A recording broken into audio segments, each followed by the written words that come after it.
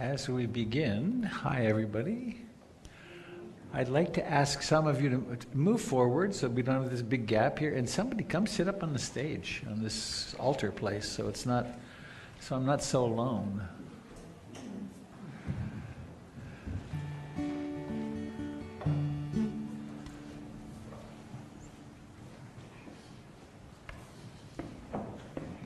Oh yeah, I'll tell you about that shirt in a minute.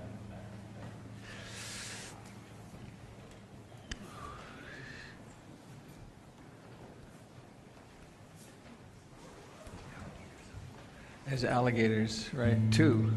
Hey, it's Lev. We need someone over here. Come on up. It means you can't, well, you can still fall asleep. I mean, I fall asleep sitting here, so why couldn't you? Yay! I feel much better now. Thank you.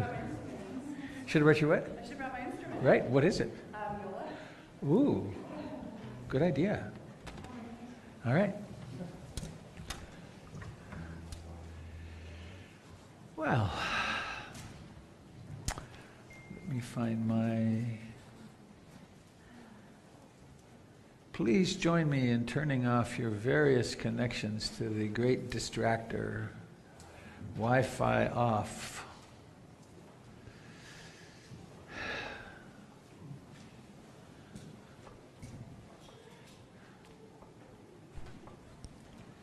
It's off already. Good. It's a baby.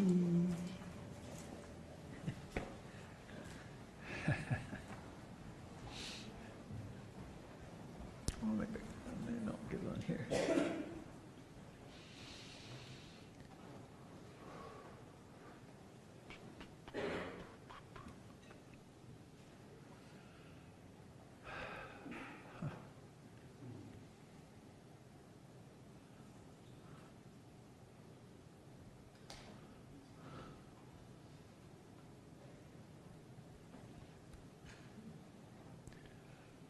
There it is.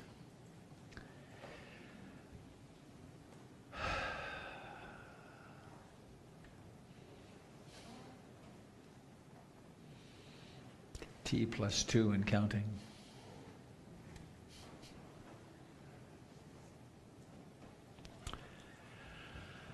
Well, hello, dear fellow humans. How is it in your life? I find mine a bit challenging. So, at least it's only a bit challenging. It's not in complete uproar. I like that. Hello to those of you joining us on the internet. I see one of you waving. Oh no, that's... and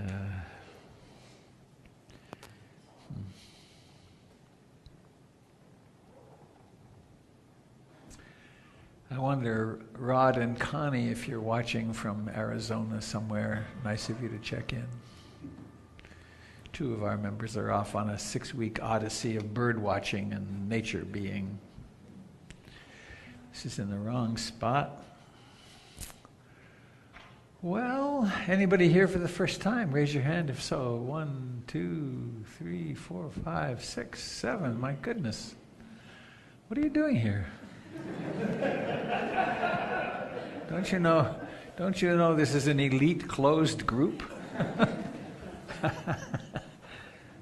No, we're kind of wide open and inviting, and I hope you, as I like to say it to you folks that are here for the first time, not only do I hope you find this useful, and I hope it transforms your life. And if this community doesn't really grab you, then please look on, because there is in Portland a community that would fit you really well. Because we have representatives of the world's spiritual traditions here from almost every tradition on the planet. And it's the worthy goal, I think, finding a spiritual path and then walking it open-heartedly as best we can. Our plan for today, just in case anyone doesn't know this, we have 4 devices back there for the hearing impaired. If you have any difficulty hearing or understanding, especially those of you sitting up here, sometimes from here forward the acoustics are pretty bad sometimes. But they're there, I think they're charged. And what we'll do is we'll do a little refuge in the Buddha Dharma Sangha here to start, and then I'll do a guided meditation, then I will go be with the kids for a little while, and Jim Dalton will lead you in some conscious movement, Qigong. Then I'll come back, or we'll have Avi do some announcements. I think Avi's here somewhere, maybe in his office. And then I'll be giving a talk today. And one thread of that talk is I had the blessing, the absolute blessing of a week by myself at the beach 2 weeks ago. And I haven't sat in this seat since then. And I had some very interesting realizations there about practice and also about the news and the toxic impact of the news, because I was without it for a week and I'm still fairly without it. And my plan is to remain pretty fairly without it. And I have some description of my experience of that, and I hope you'll find it useful. And also some talking about the Dharma and activism and the practice of enemy images, which comes from Marshall Rosenberg. And the song that I'm going to sing later, the end of it goes like this. Hang on here. I don't usually do it starting at the end.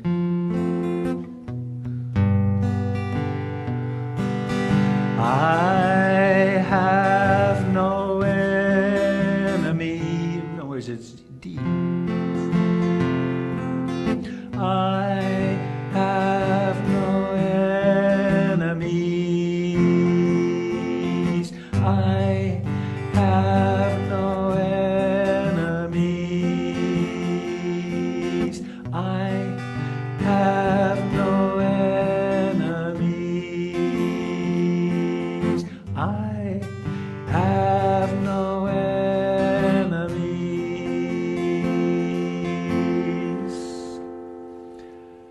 A little repetitive.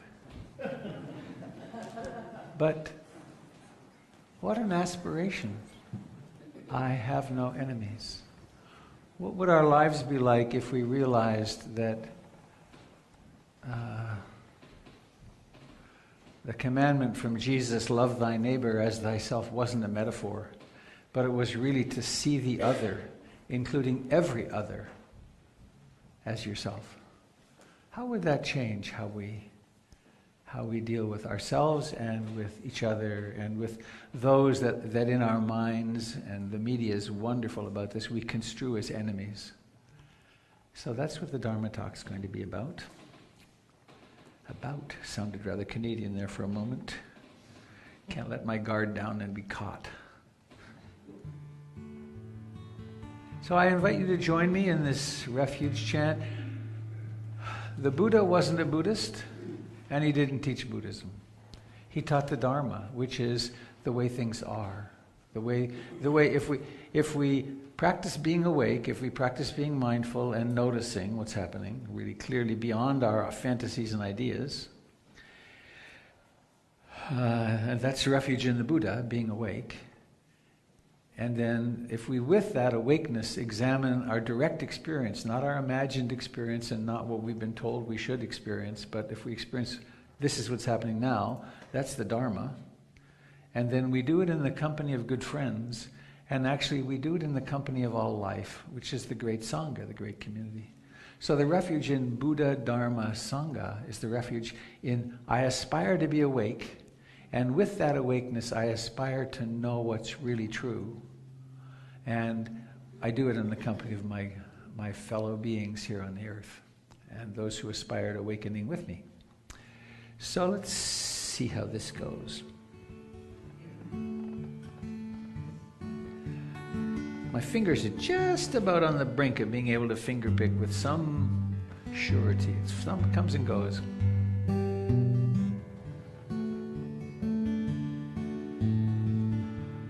I take refuge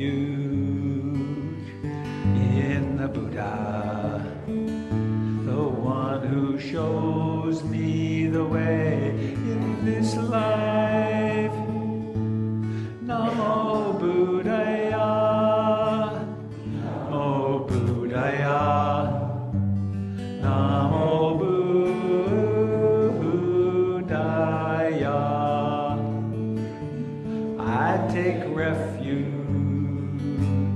in the Dharma, the way of understanding and love.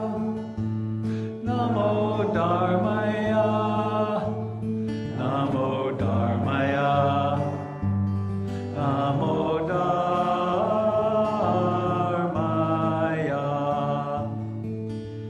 I take refuge in the Sangha, the community of mindful harmony. Namo Sanghaya, Namo Sanghaya, Namo Sanghaya.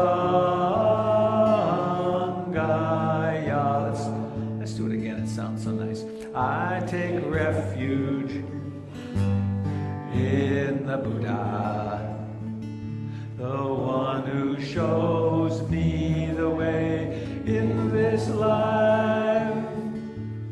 Namo Buddhaya, Namo Buddhaya, Namo Buddhaya. I take refuge in the Dharma, the way of understanding and love. Namo Dharmaya, Namo Dharmaya, Namo Dharmaya.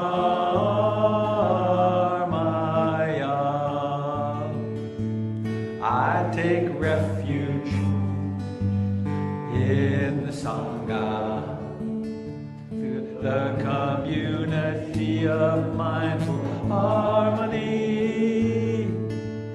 Namo Sanghaya, Namo Sanghaya, Namo Sanghaya.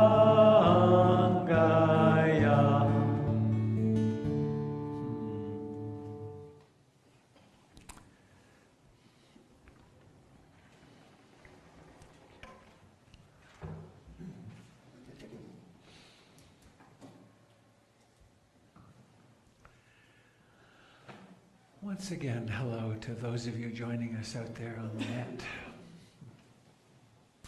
I wish you were here. Oh, I should introduce my t-shirt. This t-shirt was made by a woman named Linda Sibio, who's a long-time Ruth Denison student who lives in the desert out in north of Joshua Tree, where Ruth Denison's center was and continues to be without her.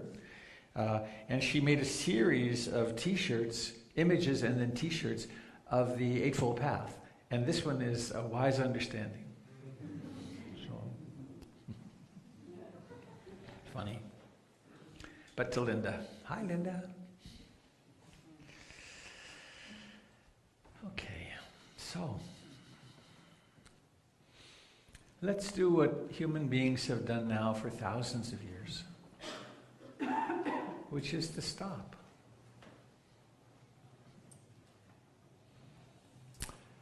To just stop.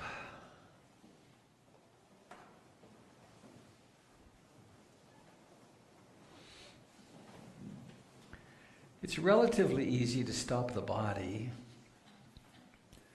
The mind, however, has a mind of its own. It's got a lot of momentum. And so, one thing, and this is particularly for those of you that are here for the first time,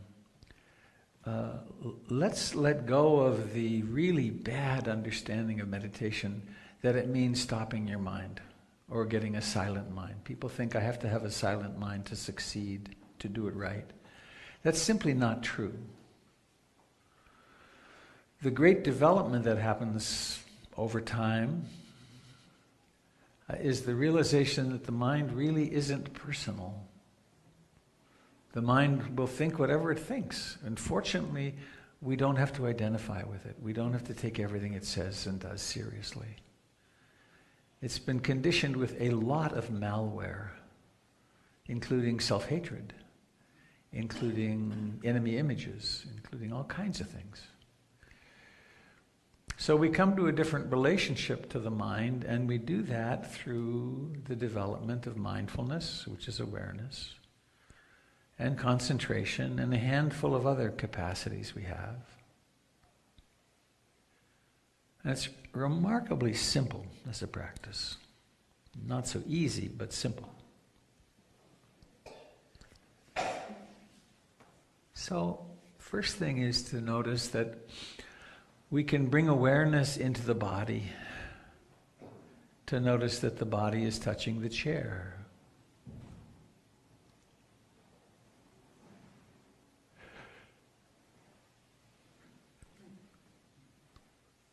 To notice that the hands are alive.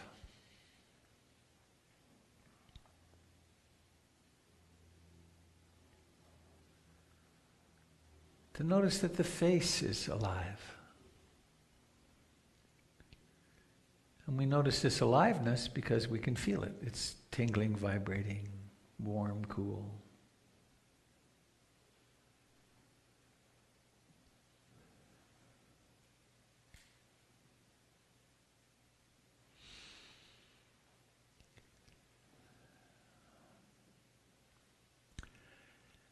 Since that moment when your mother could no longer breathe for you, and the umbilical cord was cut or clamped, you've been participating in this mystery of life very actively through breathing. And this will continue for as long as your body lives. And we can use this actual experience of breathing as a very precious home base.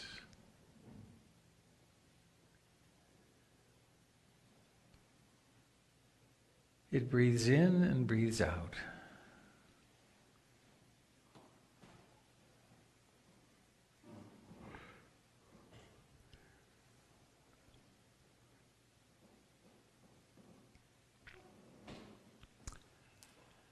And it really does breathe itself, doesn't it? You don't have to help it. If you had to help it, you probably wouldn't be here. You would have been distracted and died.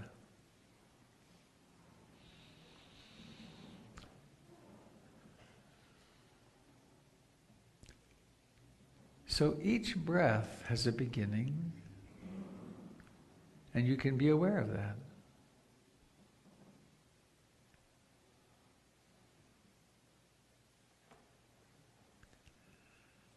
After beginning, there's an expansion, a ballooning of the chest and abdomen. And then it reaches a peak, and then it declines, and then it disappears. The great truth of impermanence is blazing at us in each breath.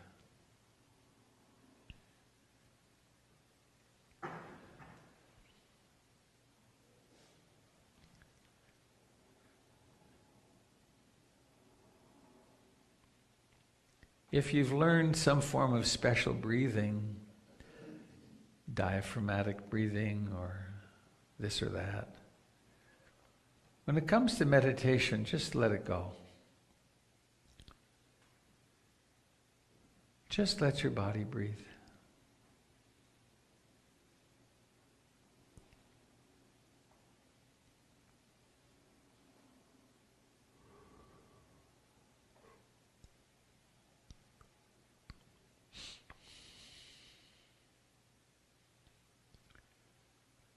And this intention to stay with the breath makes the fact of the wandering mind very visible.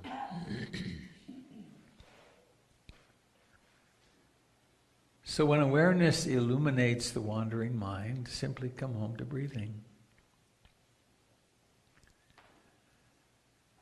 And it doesn't really matter whether your mind wanders for 1/10 of a second or 10 seconds or 5 minutes. Because at some point, awareness lights up. This is the Buddha, this is that which is awake. It lights up, and then there's a moment of relative freedom, the freedom to come home to the sensations of breathing.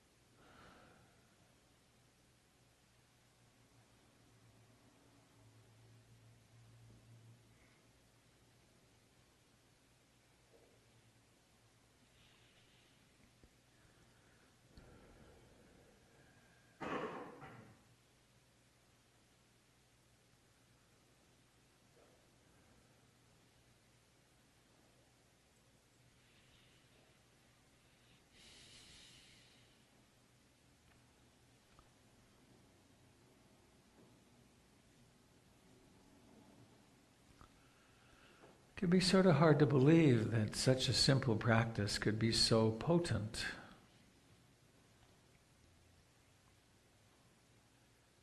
It's potent because we are invoking awareness.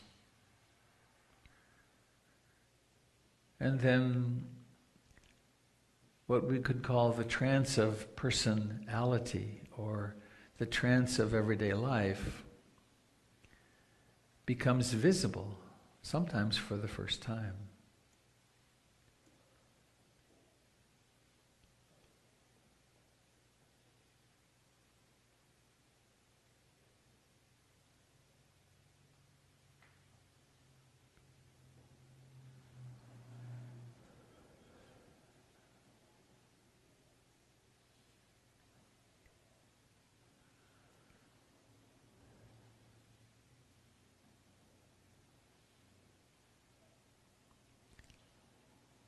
Some training traditions encourage a practice called noting, attending to the rising and falling of the chest and abdomen. The noting would be rising, rising, falling, falling. And then wandering, wandering, returning, rising, falling.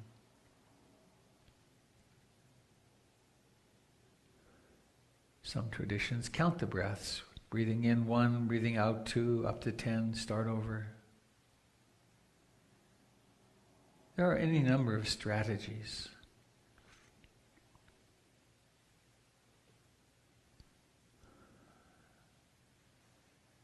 Ultimately, it comes back to simply being aware of the fact of breathing in.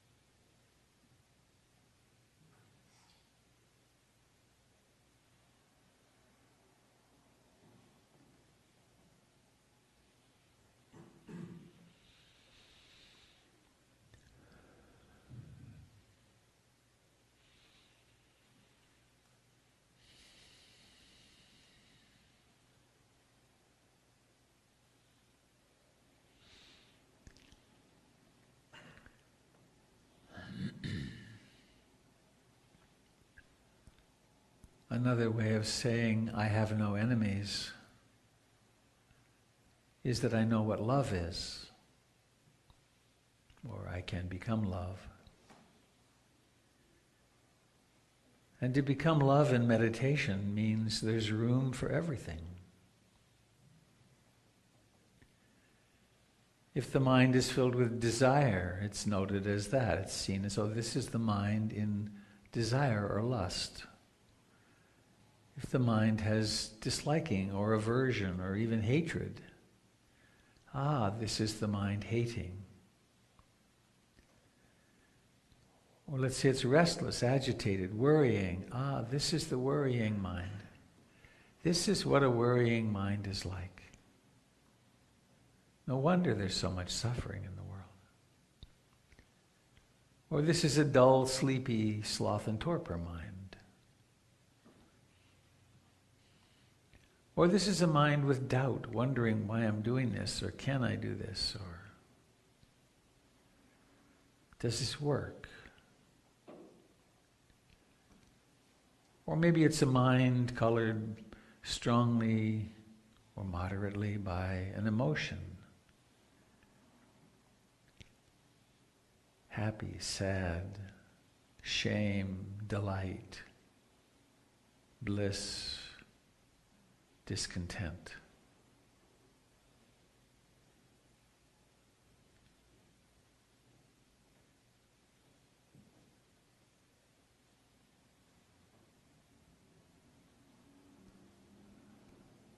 No matter what's happening in the mind, awareness can know it. This is refuge in the Buddha. This is that which knows.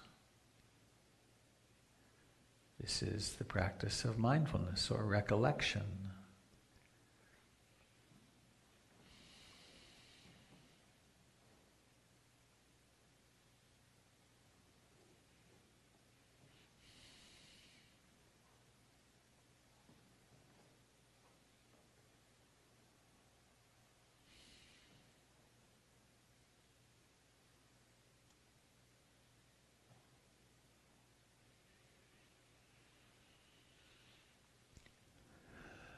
It can be such a relief to not be on the self-improvement wagon.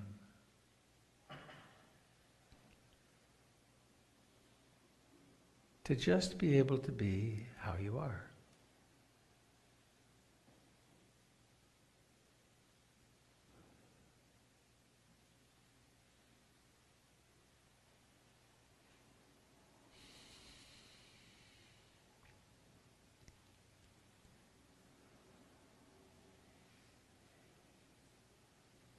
To notice that the body breathes in and breathes out all by itself.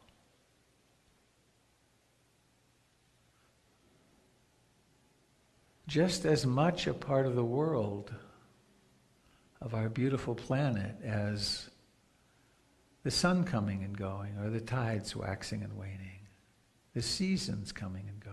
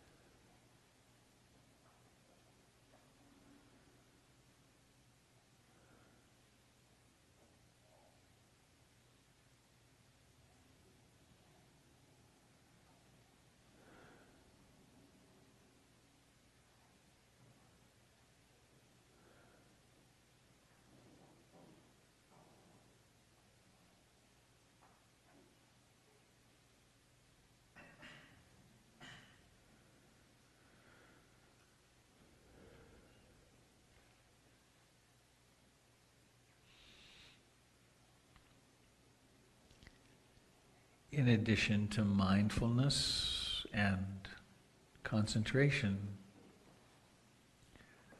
we strengthen a certain quality of effort, gentle, non-striving, non-tense effort, the effort to come to the breath and then stay there.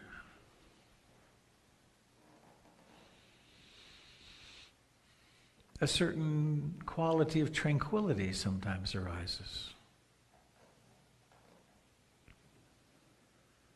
of ease, not always, sometimes. And sometimes a natural internal delight arises, maybe even something called piti, which are delicious, pleasant sensations in the body. Sometimes we're working hard with the hindrances of greed and hatred and so on. Other times, and increasingly, we cultivate great ease, but not through repressing anything, not through getting rid of anything.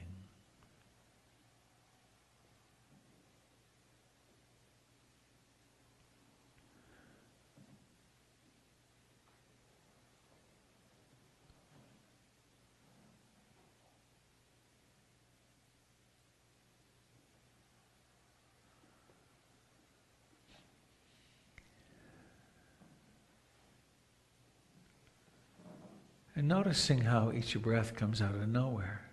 Doesn't exist, and then it does.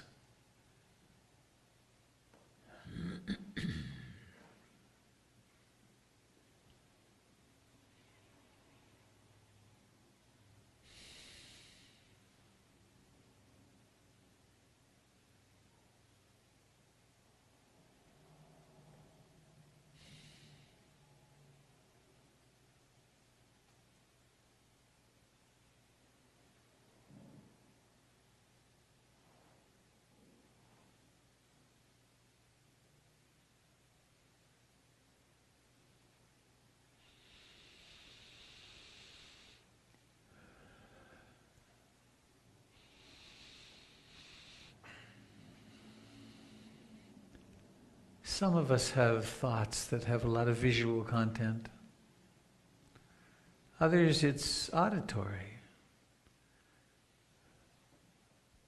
Some, it's kind of kinesthetic. Doesn't matter how thoughts manifest.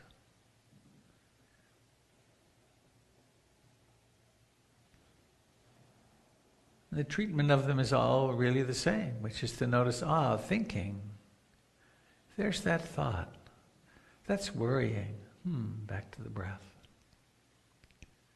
Oh, that's jealousy. Back to the breath.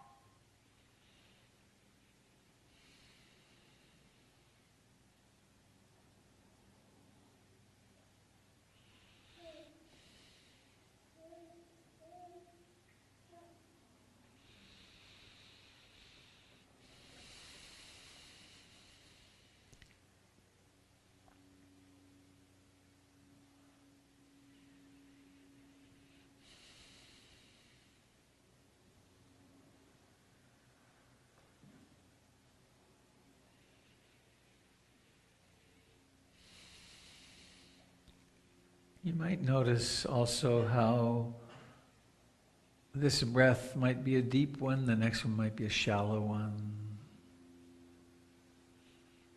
They might have quite a different rhythm from one from another. So we pay attention to the details of our life experience, using the breath as an anchor for this formal training part.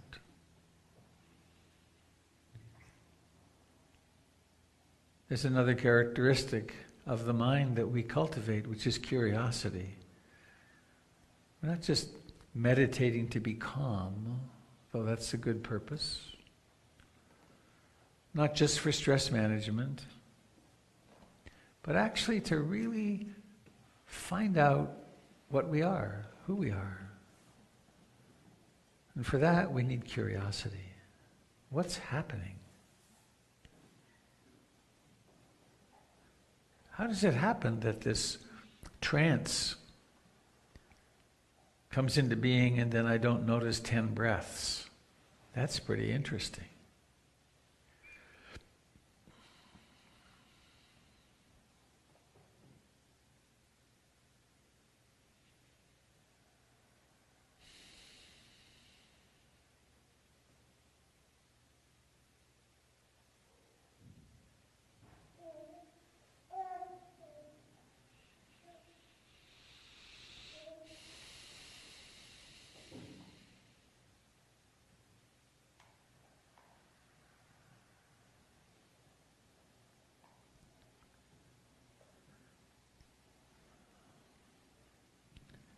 And now, as we come close to the end of this period of training the heart-mind, take a moment to feel the life in your feet and legs, in your hands and arms, your pelvis and abdomen and torso, your back.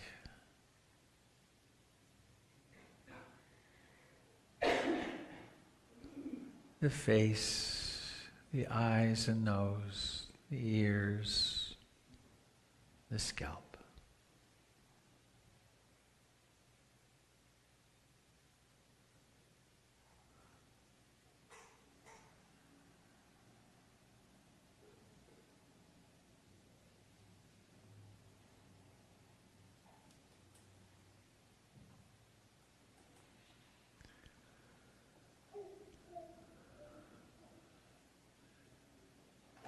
Hearing this voice, some subtle sounds of a young one of us.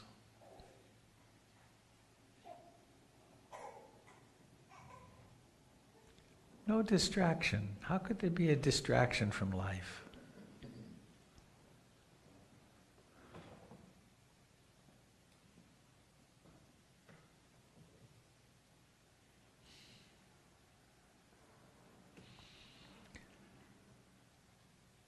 And now a little experiment in intention, karma.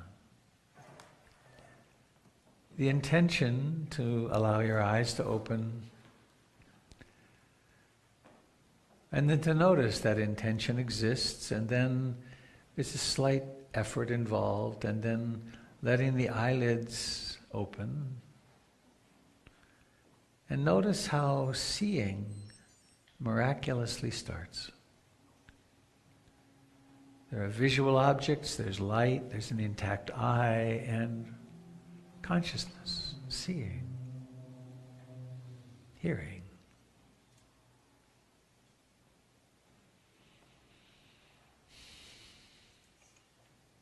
Seeing.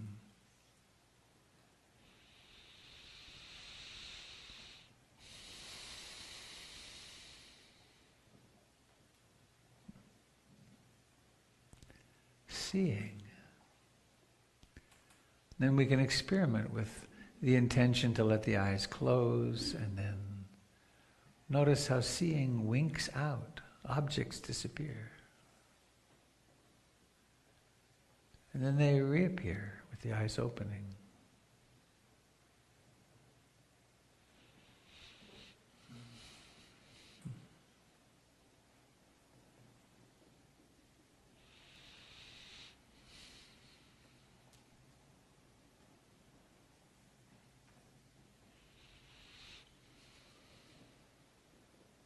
And notice the physiology in your body. Notice the emotional tone. Are you, in this moment, more relaxed, less stressed, and saner than when you walked in? Please raise your hand if that's true. Take a moment to look around. Really, look around. What did we just do for 30 minutes? Nothing. Nothing very extravagant. We just stopped and paid attention.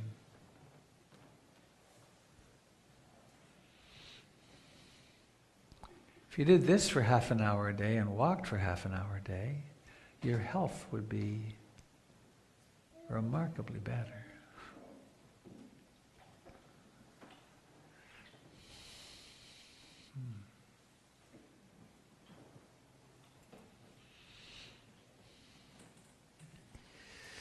The mind is so fast. I don't know if any of you noticed, as we opened the eyes for the first time, a quick moving sound went past on the street outside. This mind created a motorcycle out of it. It also had a slight trauma memory. Last night around 9 o'clock, I was crossing. It becomes Farmington Road in Beaverton. I was coming south on Hall, and I was just about to pull out into the intersection. I've learned to pause. You're supposed to pause a second or two when the light turns green. And lo and behold, a police car went by at 70 miles an hour. Just whew. If I'd been in a rush, if I'd been restless, I might not be here. And that had a little trauma response, and so it came up again this morning. I will be even more careful at stoplights to count to 2 before I start pulling out. So, I can't remember whether I mentioned we're having a potluck today. And it doesn't matter whether you brought food, there's lots out there. We have a loaves and fishes thing that happens. It's just, it always makes enough. And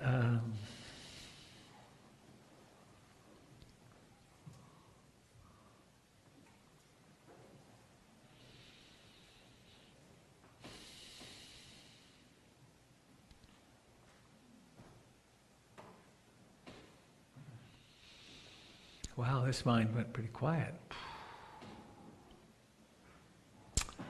So maybe, is the physical form still capable of leading Qigong? Checking in. Yep, good. So please, a thought. Unless where you're going in the next hour is really important, stick around for the Dharma talk. See what happens. Have the experiment of that. And hello, those of you up in the choir loft. How's the air up there? It's high up there. We got the choir loft carpeted, and we're close to getting more chairs. So thank you for your kind presence and attention, and I'll see you in a little bit.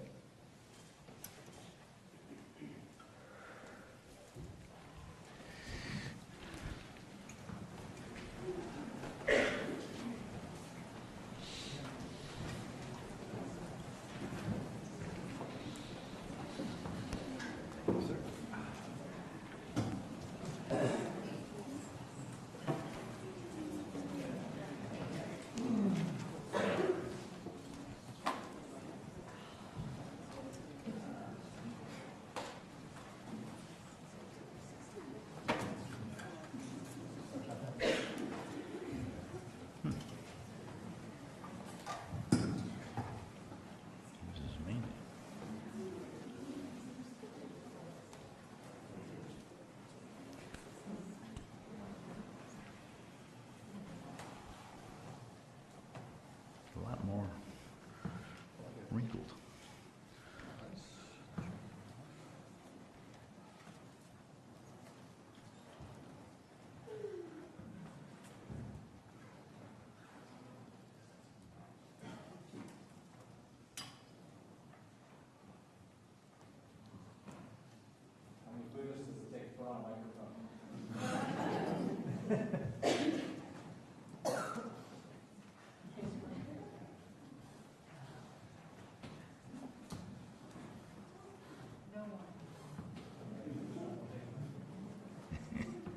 Get rid of that heckler. Out.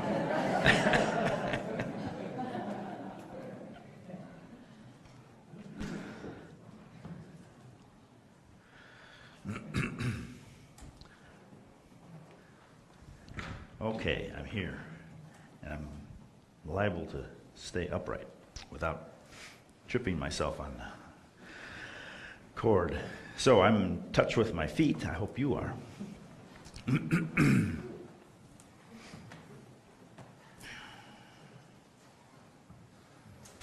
I always like to sway a little bit, let the right foot know that the left foot has a similar experience, but it's kind of an alternating, shifting wave form. There's sensations of balance and control on one side and kind of just relaxation on the other. And then we shift. And there's balance and control, and you can actually move a little bit with the other limbs. When that balance is solid, then there's freedom of movement for the other side. And we can sink into our knees and feel the strength of the legs, controlling how fast we surrender to gravity and how fast we resist. We have this ability to set up a rhythm and match it to our breath, as if we were drawing energy out of the earth with each inhale and rising up with the body in harmony with the breath. So it's not just the breath, it's not just the knees and the legs, it's this harmony that emerges. Where did it come from? It wasn't there before. Now there's a harmony. So sinking a little lower, letting the arms rise too. There's more sensations supporting this rhythm. Stretching in different areas of the shoulder, and elbow bends, the wrist bends. It's as if we're drawing energy out of a creek and pouring it into our legs. A little waterfall right here. So how does that feel when we have a thought form like that? It's not just sensations in the limbs, but kind of a harmonious thought form, pouring energy into the legs. Lifting and opening, watching how you need to adjust.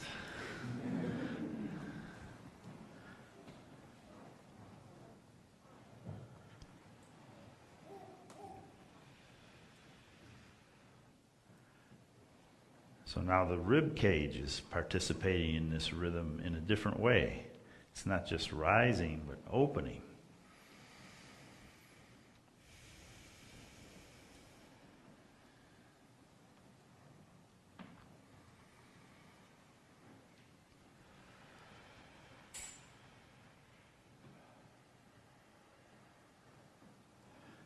And I'm painting another picture, a rainbow up above.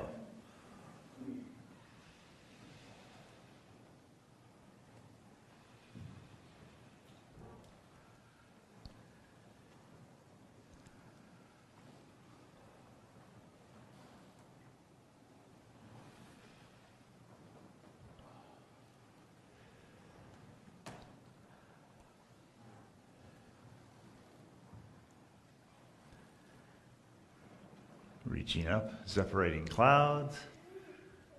We sink across the wrists, come up the center, and separate clouds.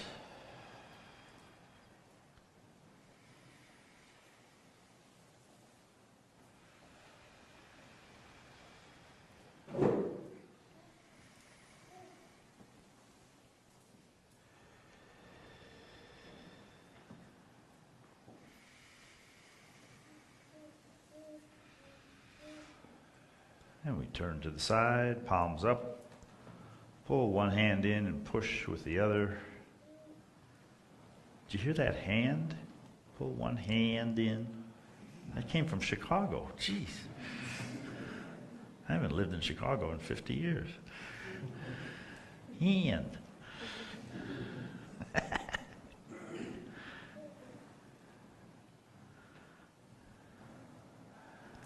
Bring the arms back and turn the shoulders as far as is comfortable and harmless for you. But notice how many positions the shoulder can assume.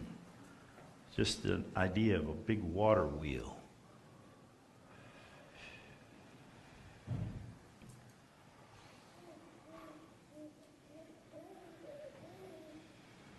Lifting across. One heel comes off the floor. Again, there's balance and stability on one side, and there's movement through the rest of the body. Releasing, swinging over, steadying. Mindful of the positions of the body, mindful of sensations within the body, mindful of the shifting visual field. When my arm lifts, I sort of naturally look up.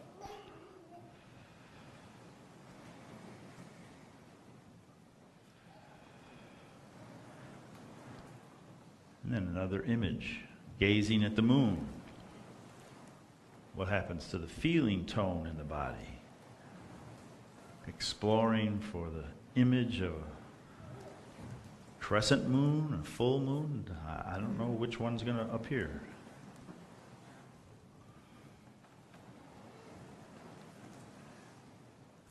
So exploring with the body.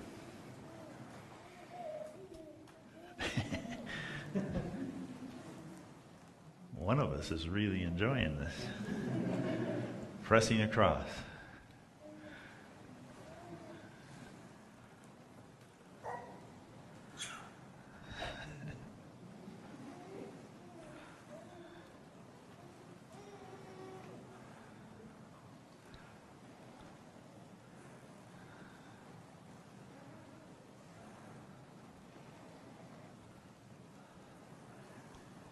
And then my favorite move is cloud hands, where we reach across, let one hand face the earth, one hand look in, then switch, and let the upper hand be the cloud moving across the sky in harmony with the shadow on the earth.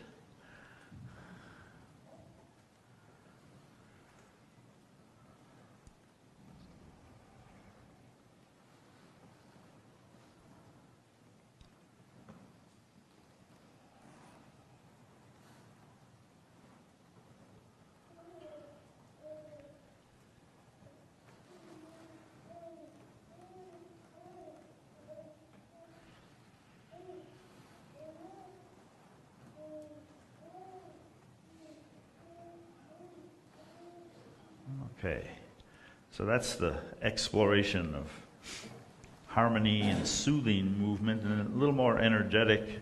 We'll shift the weight forward and splash in the sea and rock back and open the arms and put a little more energy into the form, watching the mood of the body change. New rhythm. Riding the waves.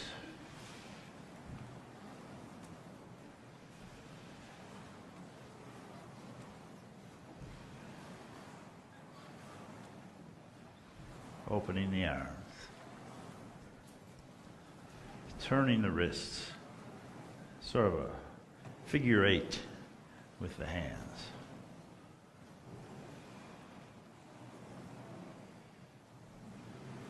And back to the center.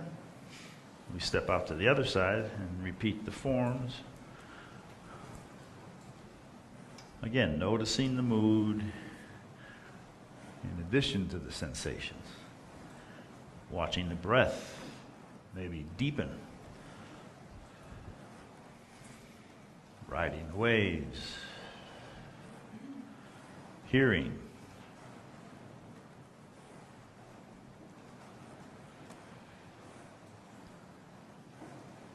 Mindful of what's happening now and what's unfolding.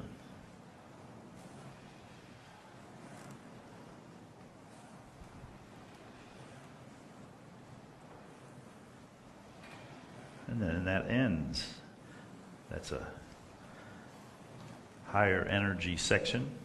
And then kind of a comprehensive section, putting lots of little details together. Sinking, making a fist, rising, imagining a dragon rising out of the sea, and noticing the emotional tone of that.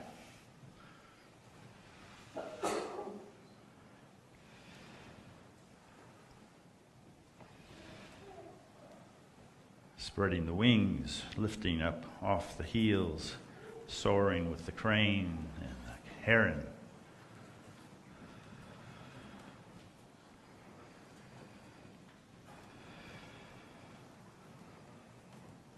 Turning the wheel.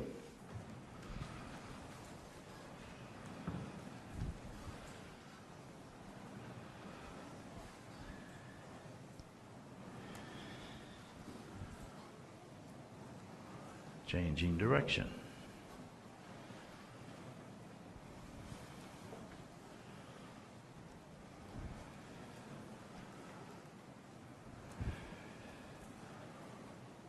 And coming back to center. Letting one hand and one knee rise like you were playing a marionette. Different kind of harmony and composure.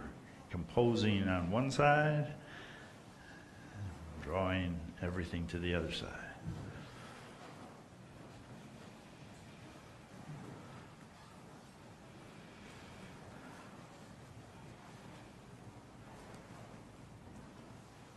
And then coming back to the center, lifting out of the earth, returning what we don't need back to the earth, becoming aware of our connection with the whole atmosphere. Oxygen for us, carbon dioxide for the plant world, a perfect blending of needs and wants, gifts.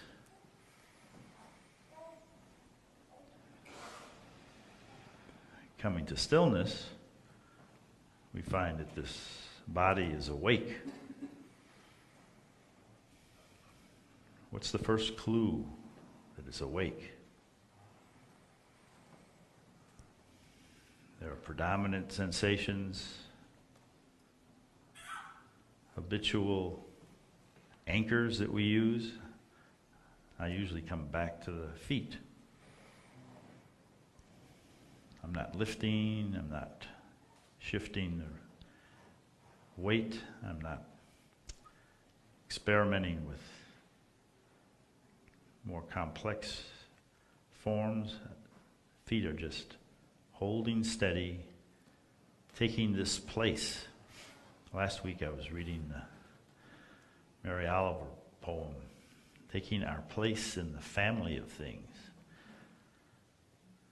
The feet are crucial to that gesture. No movement, but a crucial gesture.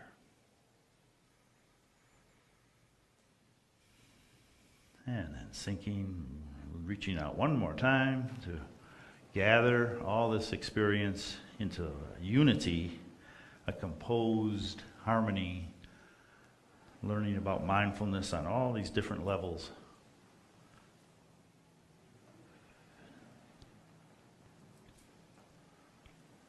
Grateful for the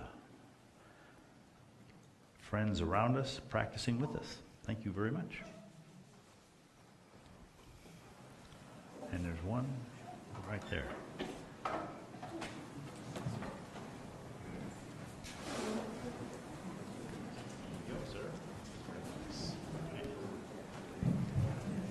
Okay, good idea. Good morning, Sangha. And good morning out there in internet land and up on the balcony. Hi. For those of you who may not know, my name is Avi Klepper. I'm community coordinator here, among other things that I do. And my job is to connect you in a deeper way to this community, however deep you want to go. Of course, if you decide to show up and you get what you need out of 10 minutes of being here, that's fine. But if you're here for any length of time and you want more in the way of teachings, or you want to become more integrated into this community in terms of helping build this community, I would love to be able to help you do that as well. So email me, call me, visit me during my office hours, Monday through Thursday in the mornings. I'm happy to talk with you about how PIMC can help you have a more authentic experience here. We've got some stuff going on. We have a talent night that is coming up.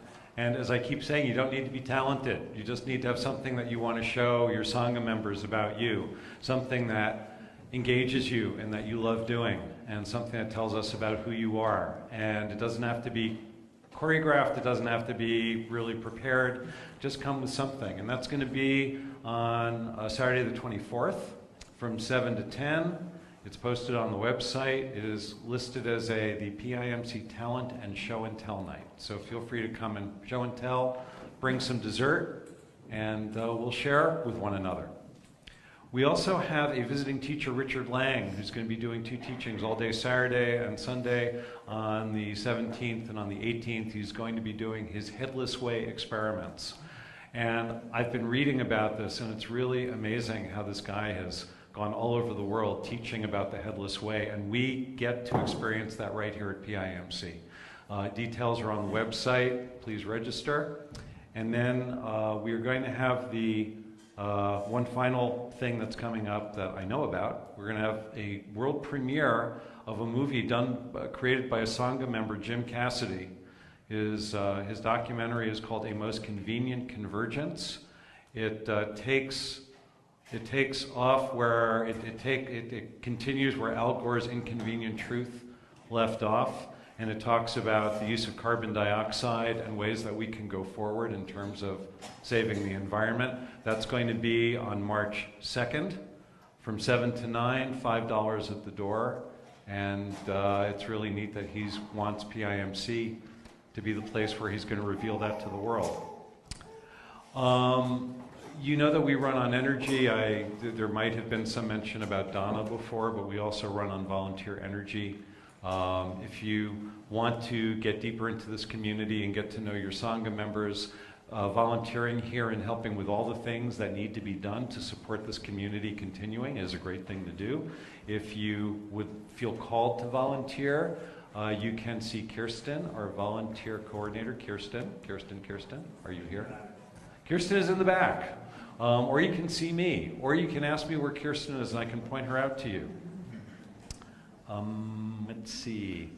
Still looking for somebody from Vancouver who can do a car share arrangement with Peter, who lives up in Vancouver, who comes here on a somewhat regular basis. I haven't heard from him that he's found anybody, and I'll just keep announcing it and we'll see what happens. Let's see. We have 5 weekly sits per week.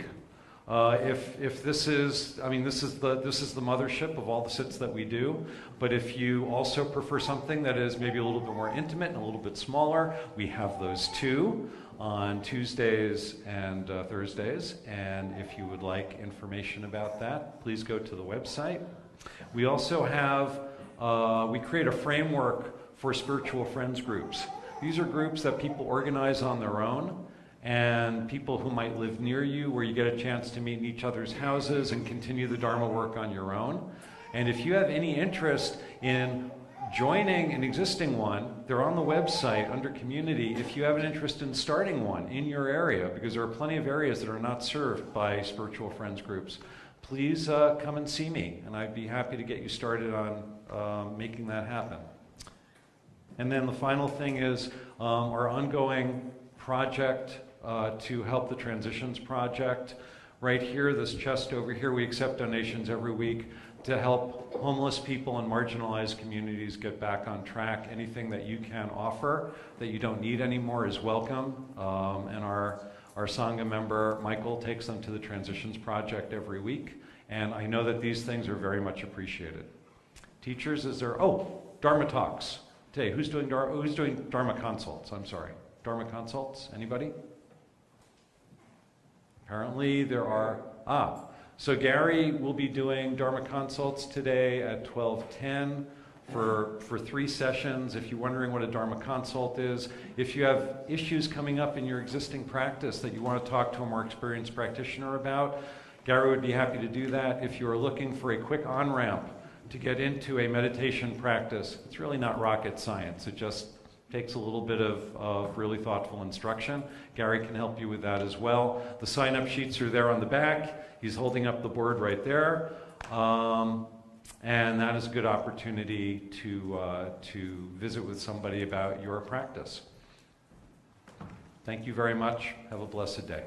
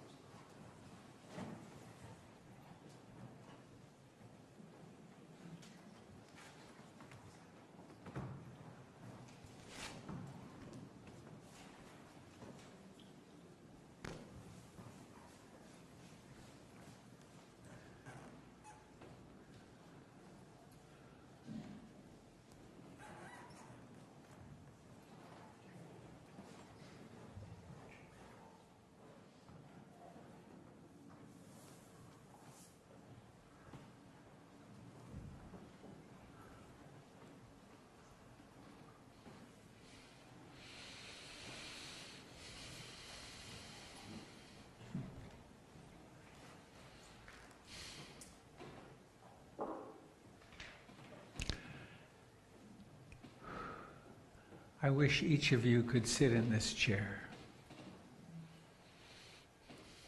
and look out into this beautiful collection of human beings.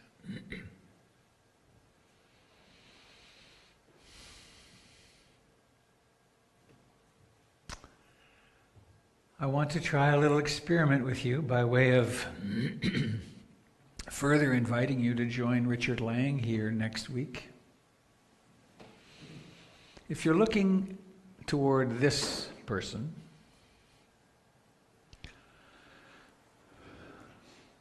please become aware that you're seeing.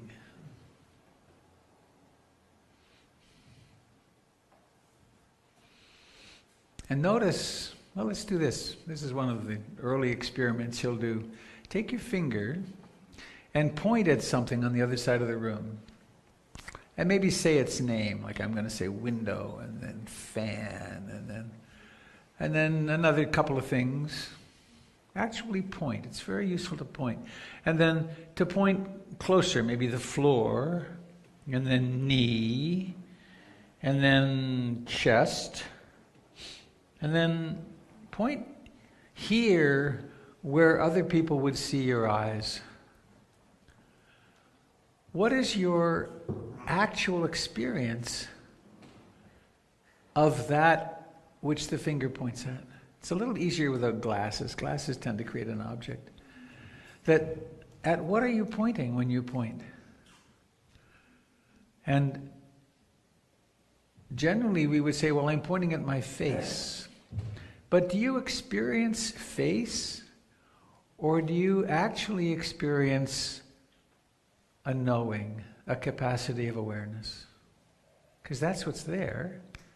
Similarly, if you look at this face, if you pay attention to this, do you have a face in this interaction? I don't have a face talking to you. I have you. I have this room. I have the world. And what's at this end experientially is actually just that which knows. And the Buddha consciousness, the Buddha nature is that close. Most of us practice with the notion that maybe someday if I'm good enough and I meditate hard and maybe I have to go to Burma and practice as a monk or a nun or something, maybe then I'll have the experience of being present or awake. It's just it's a very narrow mindset we get caught in, that which is awake is here now. The awareness of the universe is brilliantly shining in you, in us, right now.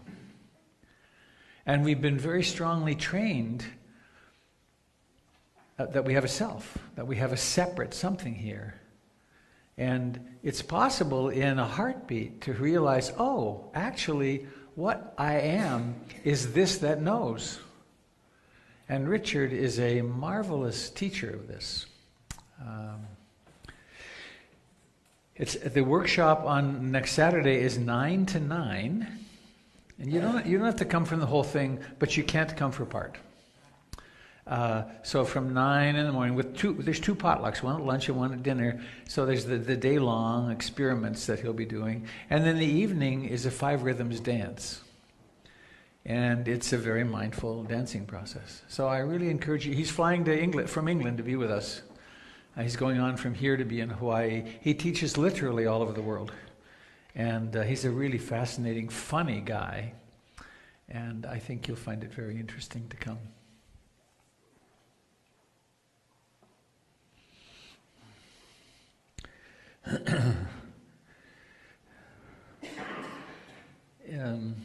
I don't know if Avi spoke about Dana, supporting the community financially. It's a very important thing to be helping with. But there's another way we just realized in our Teachers' Council on Sunday or Friday night, which is you can support PIMC by writing a review on Google, on Yelp, or on, where's the other one? Facebook, yeah. If you're having a good time and would like to comment on it, that people read those things. I don't myself, but people really do. My wife is so into reading reviews. She reads reviews on recipes. It's interesting. Robert, you might want to let people know that all of our reviews are authentic. We don't pay for fake reviews. We don't. Ça va sans dire, n'est-ce pas? Goes without saying. Yeah. Okay. So, how's the time? Oh, okay, good.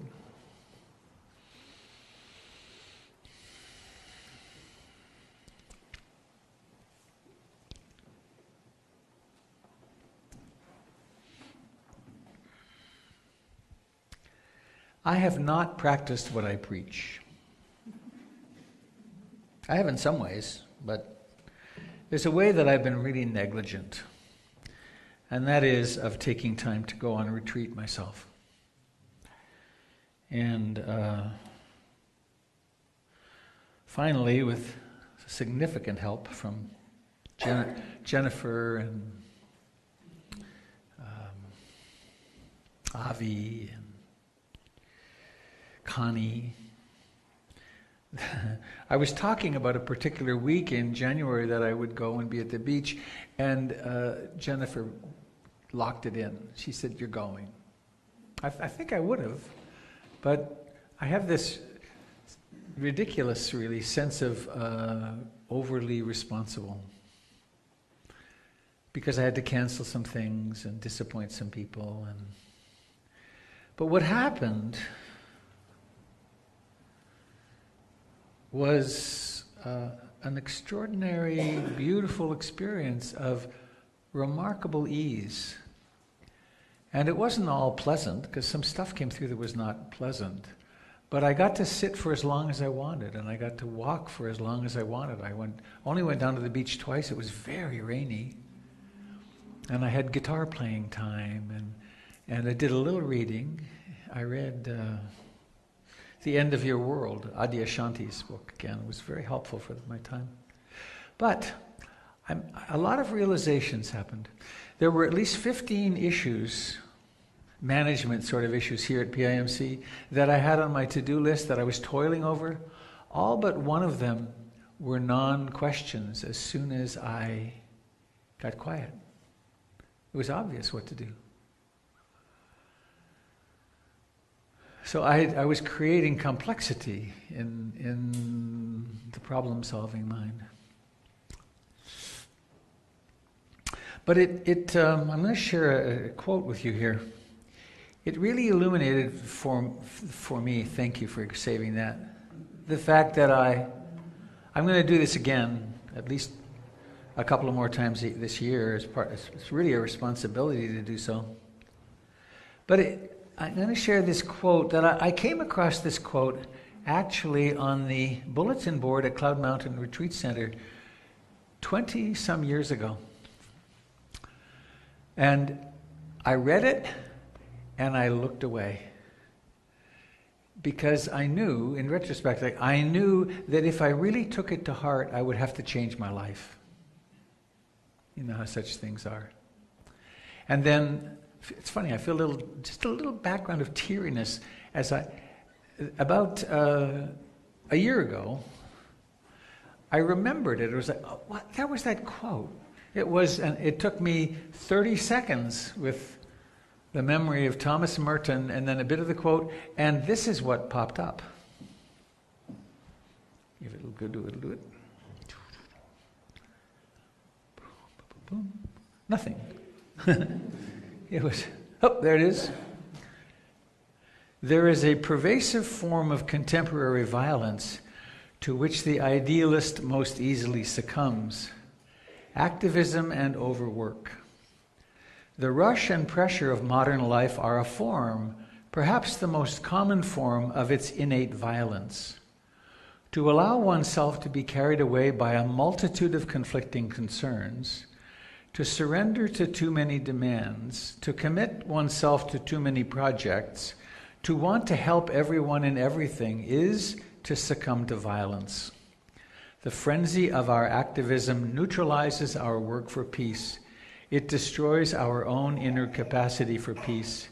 It destroys the fruitfulness of our own work because it kills the root of inner wisdom which makes work fruitful.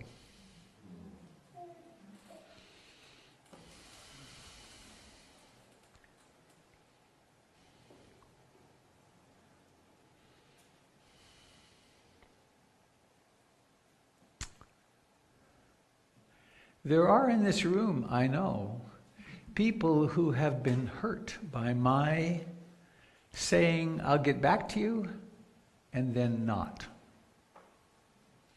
Because of overcommitment. Or because the first sign, I learned this years ago, it's quite remarkable, the first sign of burnout, euphoria. Yes, I am on it. I am hot. Oh, look at what I'm doing. I worked 10 hours today. This is really cool. What productivity. And that's very valued by our culture, right? We're supposed to be superhuman. We're supposed to be on. We're supposed to respond to every cause. We're supposed to be something other than what we are, which is somewhat frail.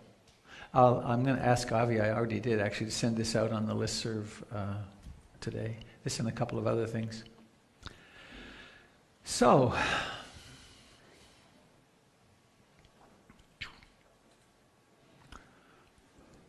move this up. Come on. Do your thing. I think I want to do this next. Could we have these front lights turned off, please?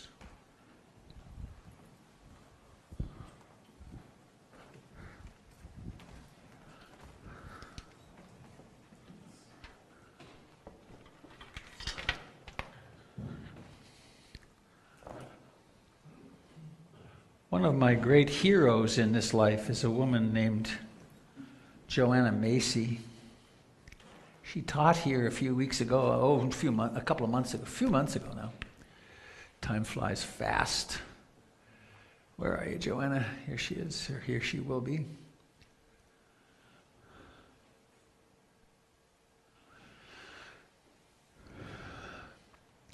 And I want to play this in this context and see what you think. Welcome to the first episode of the Active Hope Show. I'm Chris Johnston, and with my co-author Joanna Macy, we wrote Active Hope to draw together insights and practices that help us give our best response to the crisis of sustainability unfolding in our world. One of the core insights is that our ability to respond is shaped by the stories woven into our view of reality. If we want to be empowered and inspired, we need stories that are empowering and inspiring. So here Joanna tells one that we both draw strength from.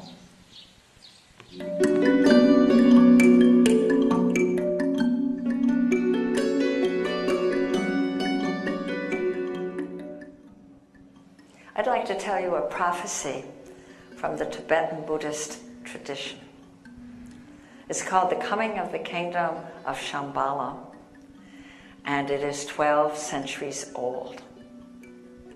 This is a particular version of the prophecy embedded in the Kala Chakra Tantra.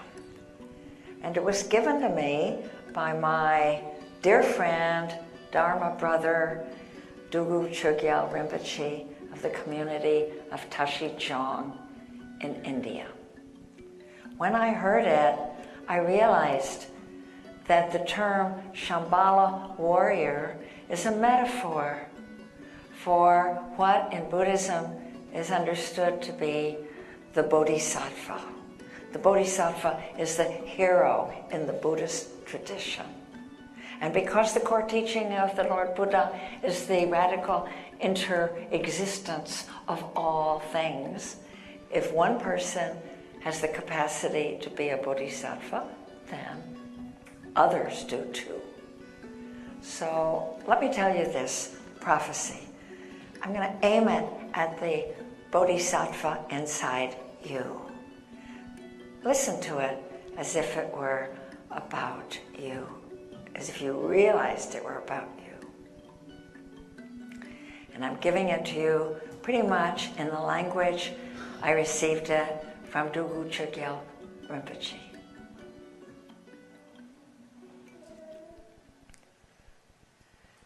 There comes a time when all life on earth is in danger. At that time, great powers have arisen, barbarian powers.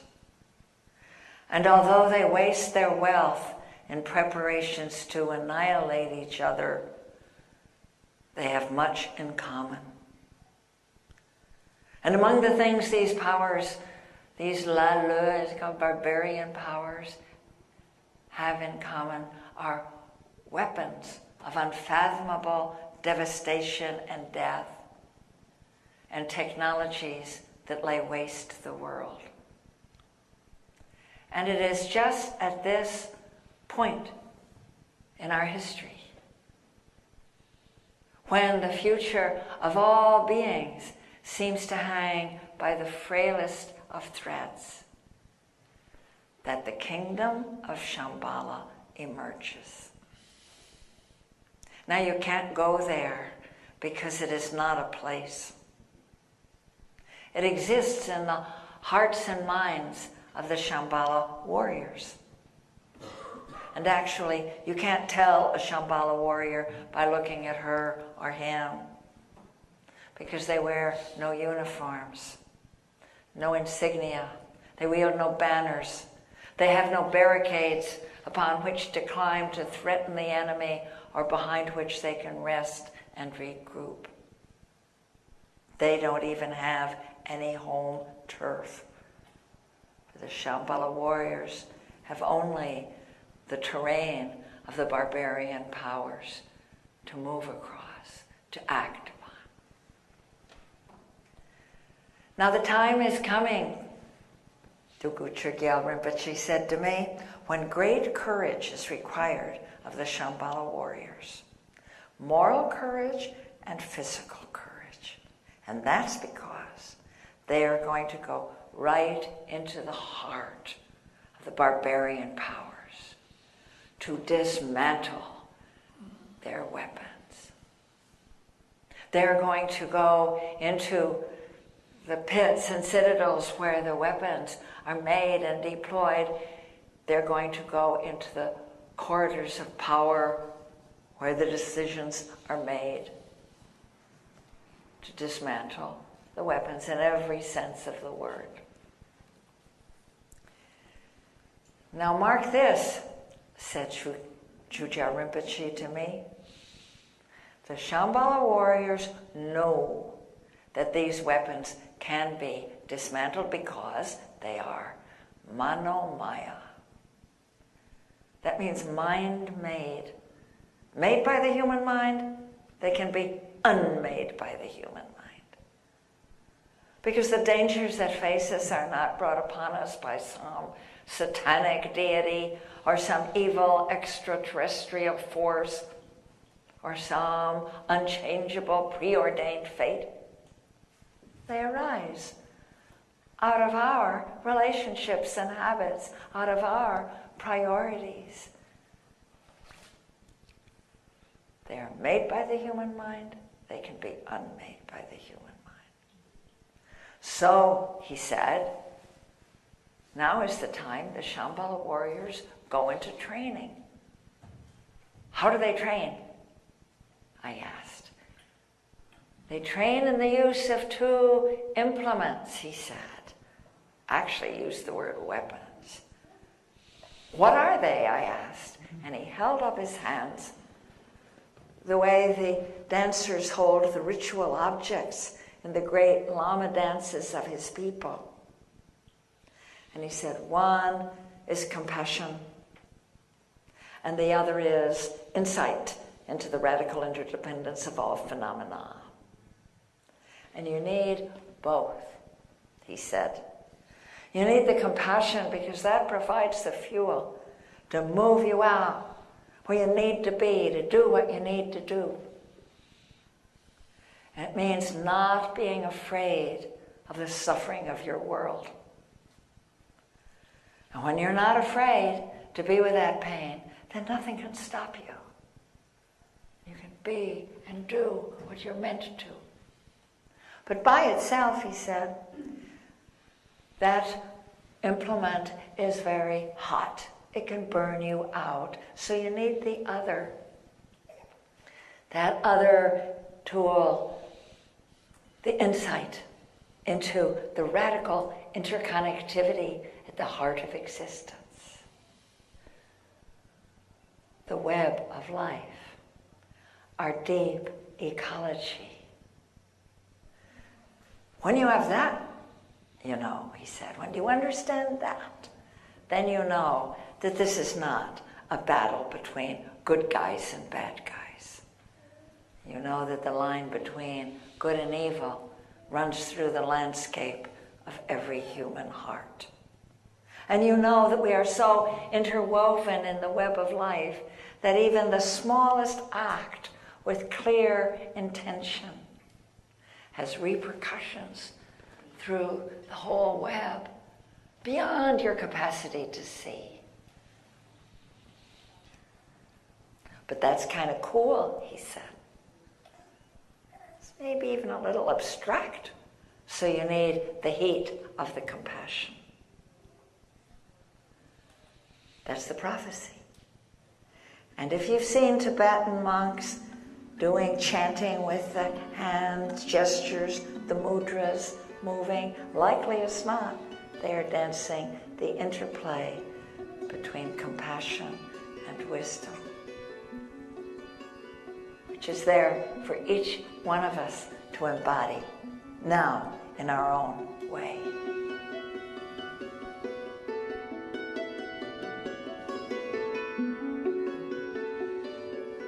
Could we have the lights back on, please? Maybe close the windows.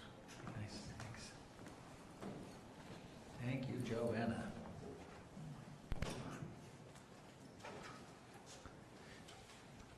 Mark, would you push the power button twice, please?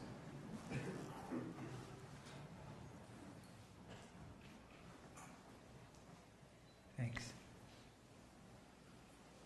Okay.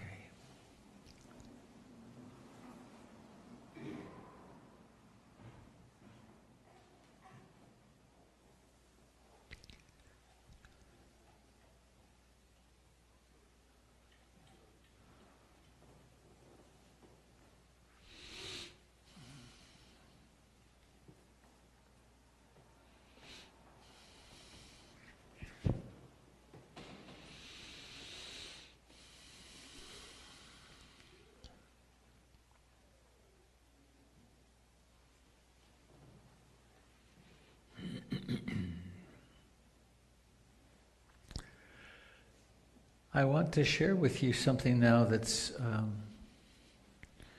personal, and by that I'm meaning it may not fit for you.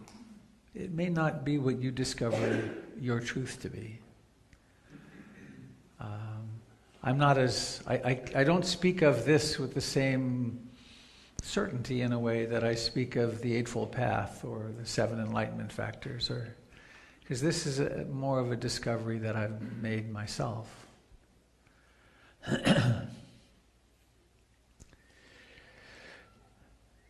By having a news fast, I discovered something about the news for me that is rather, for me, it was rather shocking. Somehow I just hadn't quite seen it before. And what I discovered is that when I connect in with the news, it creates a story. It's a soap opera. And it creates a story out of which I create a reality. And then I believe that there are people somewhere who actually are doing that, and that I have to have an opinion about. I have reaction about. And I discovered that it's a way that this separate self constructs itself.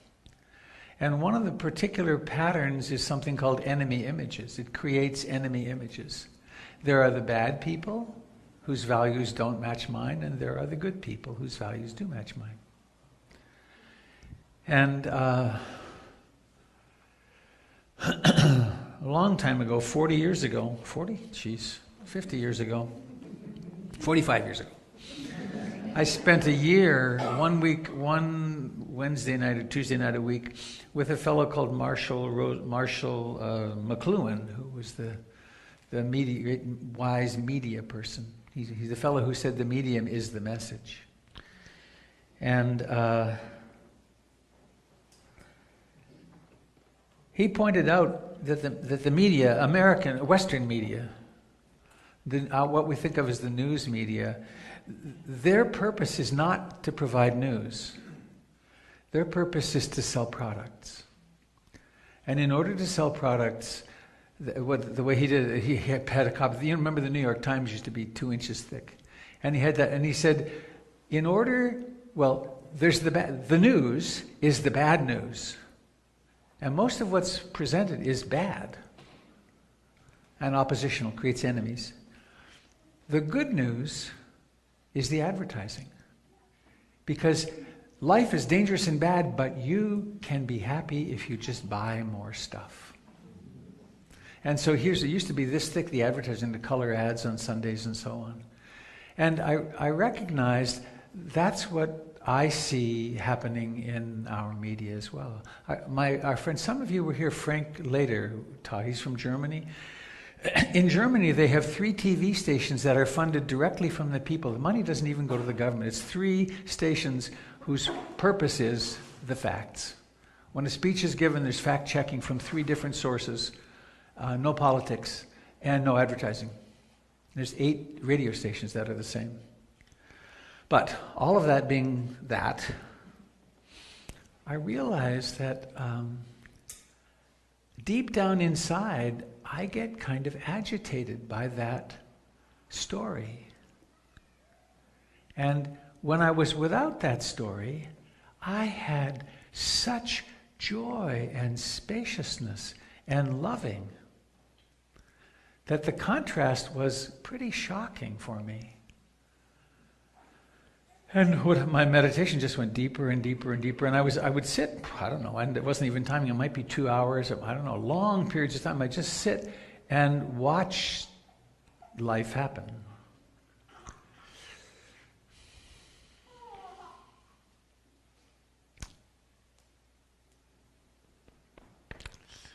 It's a piece I'm missing just now. Oh yeah, we'll do it this way. The Bodhisattva. How shall I live my life? How shall I respond to these challenging times? Another story that Joanna tells is that we are each a node in Indra's web. It's a Hindu image. That there is this infinite, vast universe, and then there are these little nodes of consciousness that take birth. And in this room, there's 110 or so, and out there on the internet, hello again. And for a little time, there's this energy coalesces as matter, and then there's a little piece of conscious matter. And we're each absolutely intimately connected in that web, which means that every single action that we do affects the web. Not the internet, but the web of life. So that what happens in this body in terms of its viscera, in terms of its thoughts, in terms of its intentions, in terms of its emotions, in terms of its self-hatred or self-love or loving of others and so on, it's affecting everything. And I've said for years, and I've believed it for years, but I got it at a deeper level, the single most important thing, I believe, that each of us does is to take responsibility for our own inner life. To have half an hour or an hour a day in which we really do attend and notice, oh, there's self-hatred. Well, hatred is hatred. So why not open to love? Any parts of ourselves that we have rejection of, we're rejecting the world. And most of us have a lot of that. Some of us also, or we all have some degree of trauma. You don't get out of childhood, being born, but you don't get out of childhood without some degree of interpersonal trauma. To take responsibility for that so that the wake we leave behind us isn't always colored by that particular trauma. I just remembered a friend of mine who spent a few weeks on a Greenpeace boat years ago, Greenpeace, one of the ships, and he said he'd never been around a group of such angry, hating people in his life. Because they were out there going to stick it to those Japanese. And he got off as quickly as he could, because that was not what he had anticipated. But the motivation was that. So we can have that inside ourselves, or we can, and toward ourselves. So, this is a question that's come up very often in our community and with individuals coming with the shifting that's happened in our own politics here in the last year. What can I do? And a lot of us have gone into, I'm hopeless, I'm despairing, I don't know what to do. And one possible reason for that is we've taken on a bigger bite than we can possibly digest. So what Joanna suggests, this comes up in her teachings in a variety of ways, is we're part of the web, and we are responsible for the part of the web that we can reach. And if something happens right here in the web, I need to take care of it. If something's happening in my family in the web, then I'm responsible for that. If something's happening in whatever Stephen Covey called it, my zone of influence, that's where I need to focus, because that's where I have an impact.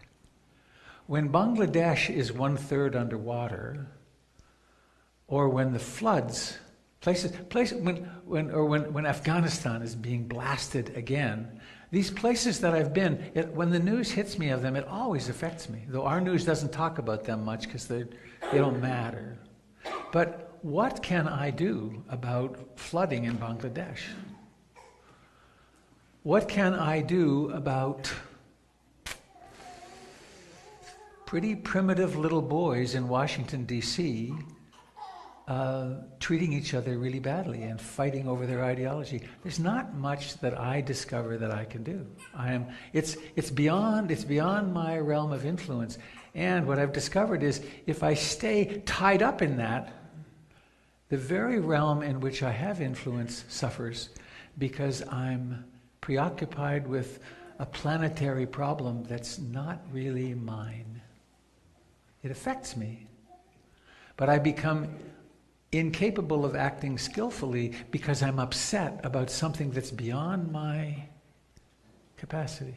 Now, if we come back to Joanna, there's the one hand which is compassion, and then the hand of radical interdependence of all things. That everything's interrelated. And some of it I can influence directly, and some of it I can influence most effectively through the quality of peace in my own heart.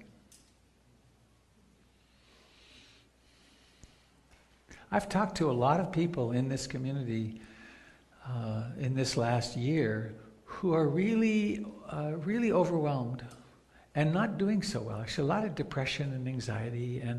And one thing, an observation that I make is that how we respond to these big events is exactly in keeping with the trauma that we experienced in our childhood. For those people who had a difficult, intrusive, narcissistic father, this is a hard time paying attention to politics. When people whose lives were kind of out of control and alcoholic parentage and so on, to pay attention to all that, it always is setting off this early childhood stuff. So coming back to myself, what's my responsibility? My first responsibility is to take care of this person. And he needs more retreat time, for one thing. But he also needs to not stay tuned in to that which is constantly setting off the trauma that is not helpful. Which doesn't mean don't know anything about it. But there's a way that I've used this to stay agitated and to stay distracted. And it was actually interesting, and I've done retreats, years ago I've done retreats, but the toilet without the phone is a different experience. One can, I have to go to the bathroom, and where's my phone? So I go to the phone and I tune in on the soap opera of my choice, which is through a particular, quote, news outlet. And then what happens is, well, I'm distracted. I'm not here in the body. I'm not with the reality of life. But I'm also getting caught up on my soap opera. And the soap opera is unsettling.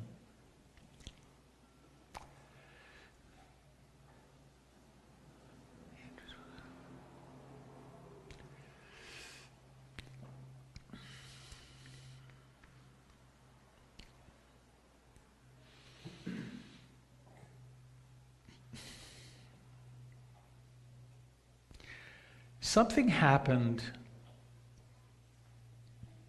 in Europe and Asia about 2,500 years ago. With the Buddha and Mahavir and various other teachings, and with Jesus in the West. And years ago I read a really interesting book called The Rise of the West, and one of the main themes is the land bridge. The communication between Asia and Europe has always been, it's been very big. Like Jesus didn't have to go to Asia to run into Buddhist ideas. There were Buddhist monks in the Middle East at the time of Jesus. There's a whole, my favorite books of Buddhist teachings is The Questions of King Menander of Greece, whose whose base was in Bactria, or Balkh, the walls of which I walked on in northern Afghanistan. So the Greeks were ruling in, after Alexander the psychopath went through, the Greeks were there. And I say that because if you read about who he was and what he did, he makes modern horror stories of war look timid. He was not a great person, he was a conqueror. But so the Greeks were there, and this Greek king had a conversation with a Buddhist monk. So the ideas of Buddha were flowing back and forth. But anyway, this notion came of turning the other cheek. Not an eye for an eye, which is our mammalian history, but turning the other cheek.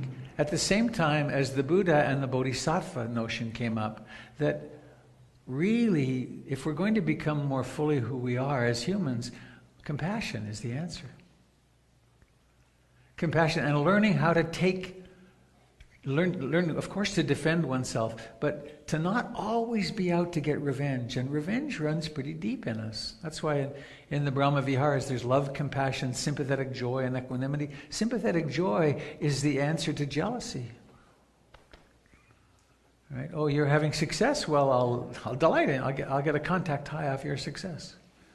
And hatred so easily turns to the desire for revenge. Gandhi said, with an eye for an eye makes the whole world blind. So, one of the things that I have observed, it's not my personal observation, but it became more clear and clear, that our media are based on enemy images. There's the bad people. On one side says, those are the bad people because their values are bad and they're doing this. And then the other side says, these are the bad people and they're doing this. And to take either of those as my truth locks me into enemy images. And it takes me out of realizing these are just people. And in terms of the interdependence of all things, they are not just people, they are me. Everyone on every side is me. And to harbor, I hate them or they're bad and wrong, is to create an isolated, frightened self in me, of me. And I'm really tired of that. And sadness. Oof. I've been a little frustrated with myself and our community. Well, why aren't we doing more activism? Well, it's really hard to do activism that isn't the same problem. Right? It's hard to be. It's even you should be an activist. There's a violence in that. So how does one, as a person who has some understanding of compassion and the interrelationship of all things, how does one enter the world of action with love? And again, I come back, I have this I think a little Johnny one note, little Johnny one note, didn't sing but one note, sang it all day long. I think that developing our own inner practice and finding how we can stay peaceful is as important or more important than anything we can do. Because then we leave behind us, you know how it is, you have an encounter with people all day long and they leave an impact on you just as you're leaving an impact on them. We leave a wake, we're like a boat. And if our wake is loving and kind and joyful, that's what we're contributing to the web. If it's angry and irritable or righteous, that's the wake we're leaving.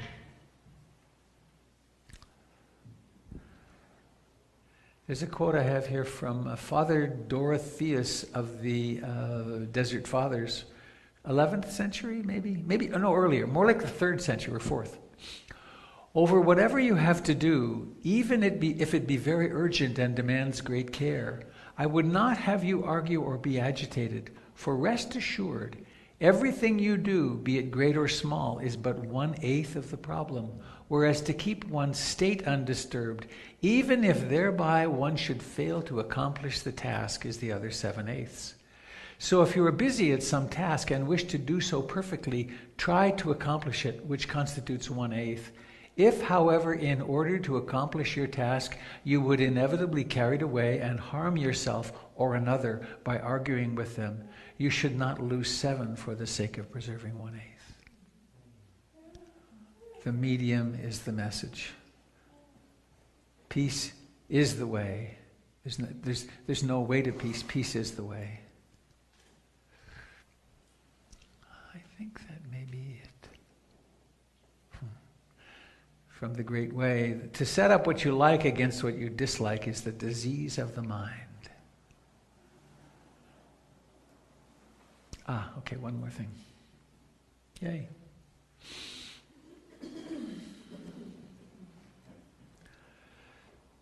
What also became clear to me on my retreat was Ram Dass got it completely right with his first book.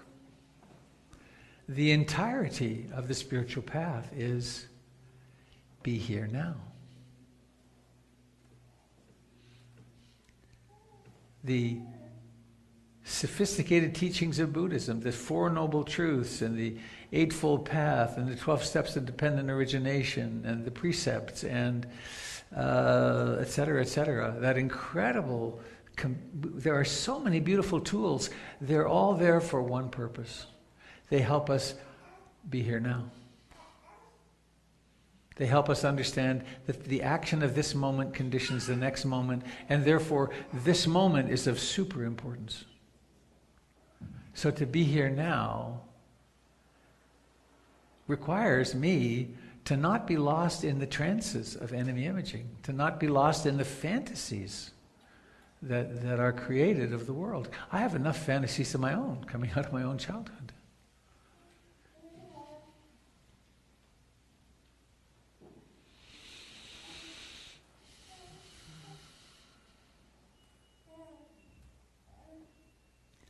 So perhaps that's it. Maybe you have a moment for a comment or an addition or a question before the kids come upon us. Please, come. Test, test. 1, 2. There we go. Come get. Please say name too. Hi, excuse me, I'm Mickey. I wrestle with this question that you've talked about because I can see the sort of never-ending conflict, and I don't think half our country hating the other half is a great way to be in community. But on the other hand, I'm transgender, and one of the first things this administration did was say that they were no longer going to protect the rights of transgender students. A few months after that, there was the tweet about the military ban. They've just started a division in their civil rights office to defend medical professionals who don't want to treat transgender people or employers who want to fire LGBTQ people. And so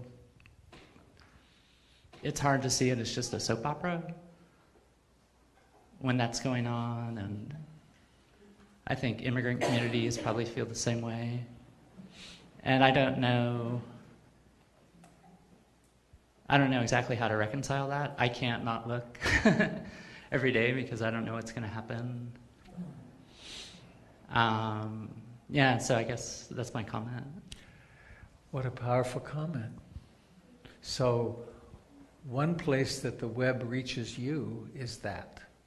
And my guess is you will be very attentive to, and because you're here, and because I know you a little bit, and lovingly effective in your opposition to that madness. And in that loving response, you will be really powerful. Because I don't think that this working to see it this way and taking care of ourselves precludes action at all. but it's action where we have the pull and where the web is pulling us. And how important that you will focus on that piece of the web, because someone else will be focusing somewhere else, where there are, in my view, ignorant, misguided, frightened human beings implementing policies which are really not okay. Yeah. Please, back there.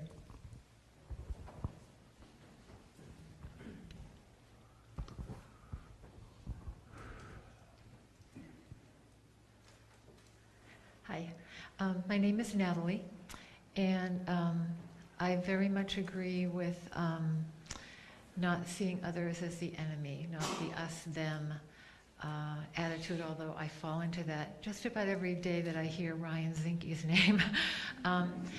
But you know, I think of... Could you hold the mic a little closer? I think of Thich Nhat Hanh's poem, Call Me By My True Name. Yes. Where, you know, we are everyone.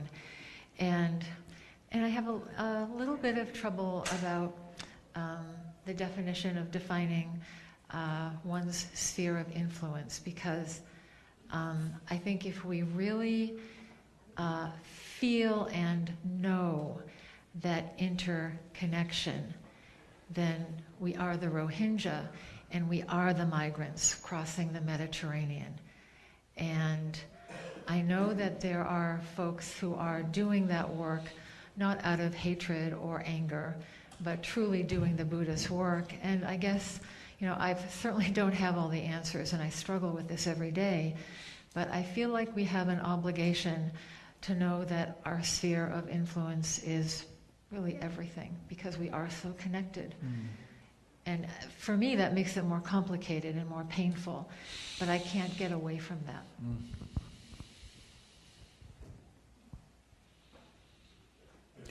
Yeah, it's a very challenging dilemma. Depending upon what news sources I plug into. For a time, I was plugging into Al Jazeera and the German media, English media, and the British media, and they cover completely different things. And around the world, there are so many tragedies happening. It's just endless. It's endless. And so I get really overwhelmed, but I don't disagree at all with you that those, I mean, the Rohingya have a special resonance for me, because that Burmese monk that might as well be Hermann Goering, who is preaching from a Dharma seat today that it's a good thing to kill Muslims, that has a certain resonance with me too. It's like, and there's no structure in Burmese Buddhism to stop him. And yet, to know about that is important for me, and I can't hang out there a lot because I can't influence it. But I know it's there, that one in particular. I think we need to get the kids in. So thank you for that comment, though. Very much useful. So please come and make a big circle and come and have some potluck. Oh,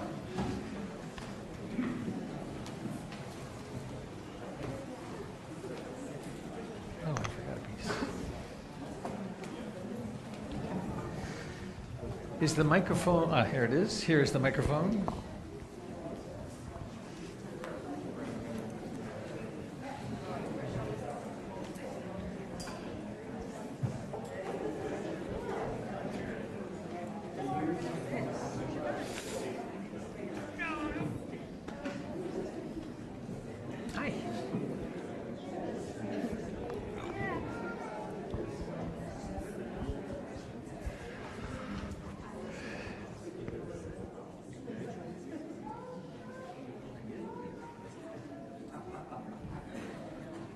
Hey, Papa. Hi. Hi, Tara. Nice to see you.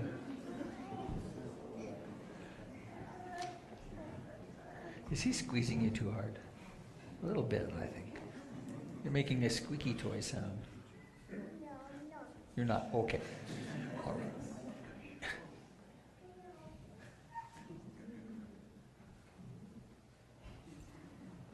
Where's my mom?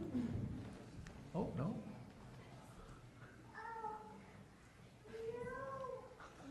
So please find a hand to hold if you want. May I hold your hand, sweetie? Nope. An elbow? A bump elbow? All right, that's enough. So may I hold your hand?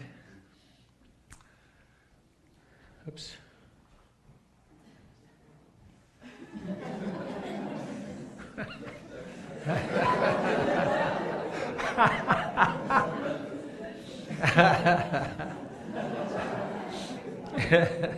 The right spot is important. So we human beings, as each of us being a node in this web, we have such potency with our intentions and our thoughts and our well-wishing.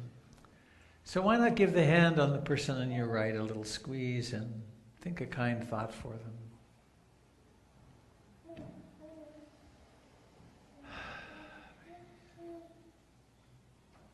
And then the person on your left giving that hand a squeeze. Notice someone is wishing you well. For some of us, that's really challenging. And then what about the person between these hands, between your two hands? Perhaps use the great ancient mantra, I love you, with your name at the end.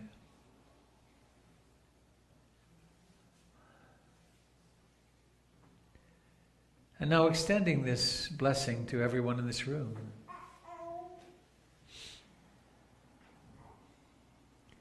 To little babies and children of all ages, adults, elders, and allowing this wish to extend to the houses around us, to the whole city, to the world. To the world where 150,000 people will die today. 190,000 will be born. And all of our brothers and sisters of the air, the earth, and the waters, our kin, all my relations, Om Takuyasan.